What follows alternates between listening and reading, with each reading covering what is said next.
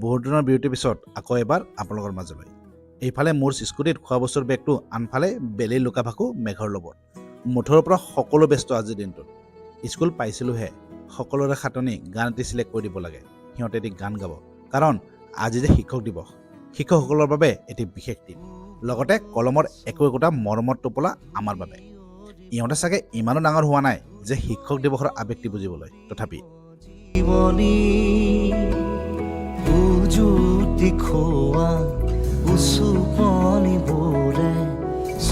নাচ-গানৰ মাজেৰেই আজিৰ দিনটো খুব ধুনীয়াকৈ পাৰ হ'ল। সদশেষত মৰমৰ টোপোলাবোৰ সামৰি এইবাৰ ওলালো জীৱনৰ আন এটি পাঠলৈ।